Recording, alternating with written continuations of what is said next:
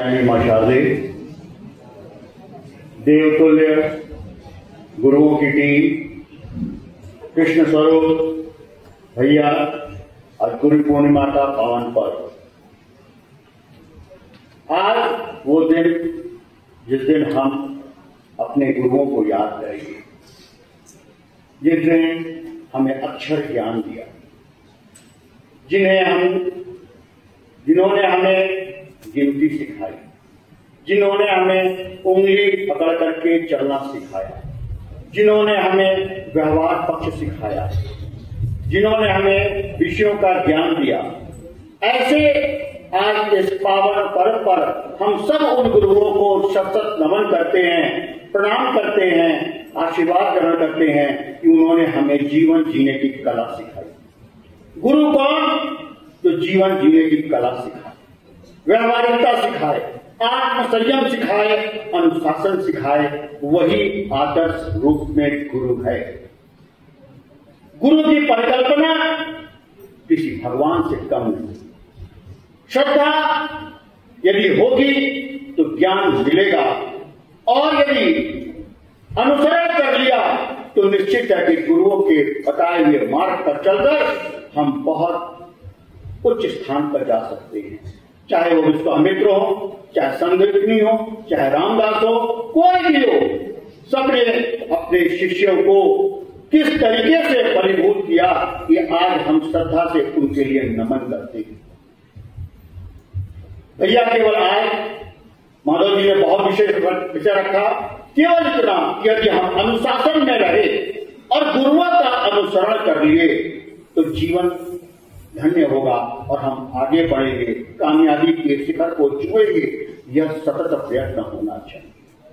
गुरुओं के प्रति श्रद्धा हो, गुरुओं के बताए हुए मार्ग पर चलना हो, और साथ में उनके बताए हुए हर विषय वस्तु को आत्मसात करने की एक अभिलाषा मन में जगे, तभी हम इस गुरु पूर्णिमा के पावन पर्व पर संकल्पित हो सकते हैं कि हाँ, हम आदर्श शिष्य हैं और निश्चित है कि हम जीवन अच्छा बनाएंगे और अपने माता पिता का नाम रोशन करेंगे।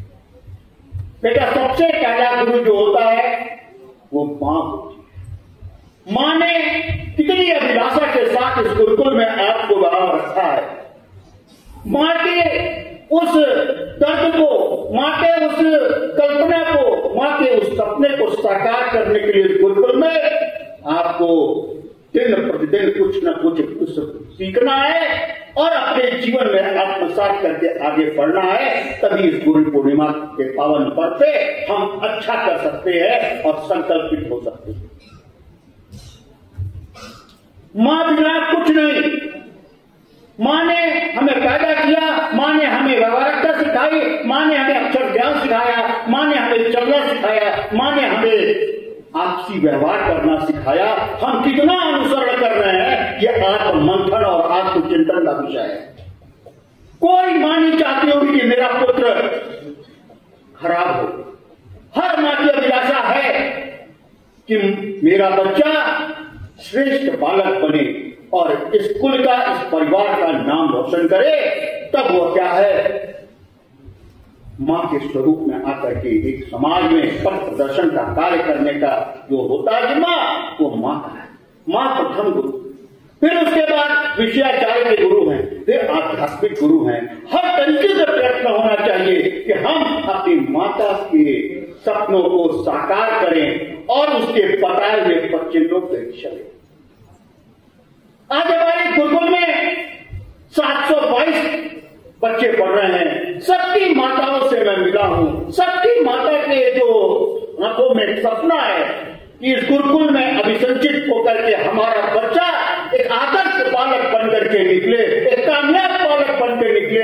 ये सपना सजो करके माताएं इस गुरुकुल में अपने बच्चे को छोड़ करके जाती हैं कि यहाँ पर रह करके, गुरुओं के सानिध्य में रह करके अच्छे संस्कार, अच्छा अनुशासन, अच्छा व्यवहार पक्ष, अच्छा भारतीय संस्कृति को सीखे। ये विचार करें। आज अपनी अपनी माता जी के चेहरे को याद करें। आज गुरु पूर्णिमा के पावन पर्व पे कि वो पहली गुरु जिसने हमें मार्ग दिखाया। और यदि हम उसके बताए हुए रास्ते पे नहीं चल रहे हैं तो हम अपने माता का अपमान कर रहे हैं। बेटा, ये संवेदनात्मक शब्द मैं बोल रहा हूं, यदि इस गुरुकुल में रह करके अपने माँ के जो सपने हैं उसको साकार करने के लिए सतत प्रयत्न नहीं किए, दिन प्रतिदिन आप गुरुओं की बात को नहीं सुने, उनके बताए हुए मार्ग पर नहीं चले, तो अच्छा नहीं। आज गुरु पूर्णिमा के पावन पर्व पर हम सब संकल्पित हों, प्रॉमिस करें कि हम अपने प्रथम गुरु, सिर्फ प्रथम गुरु की बात कर रहा हूं, उसके सपनों को साकार करने के लिए हम अनुशासन में रहेंगे, हम अच्छा पढ़ेंगे, अच्छा व्यवहार पक्ष करेंगे, भारतीय संस्कृति के अनुयायी बनेंगे और इस देश में जो गुरु शिष्य परंपरा रही है उसको आगे बढ़ाएंगे। यह देश, भारत देश गुरु शिष्य परंपराओं को लेकर के चलता था। आज के पौराणिक समय में, बहुत पुराने समय में देखेंगे 7.5 लाख गुरुकुल हुआ करते थे और उस गुरुकुल में गुरु शिष्य परंपरा चलती थी। गुरुओं के ज्ञान से शिष्य जो है अभिसंचित होते थे और अपने जीवन को आगे बढ़ाते थे। बेटा, ये उद्बोधन नहीं है, ये दिल की आवाज है कि हमें अपने प्रथम गुरु केवल मां के सपनों को साकार करना है और जीवन को अच्छा करना है। इसी शब्दों के साथ हमारे साथ उद्घोष करेंगे भारत माता की।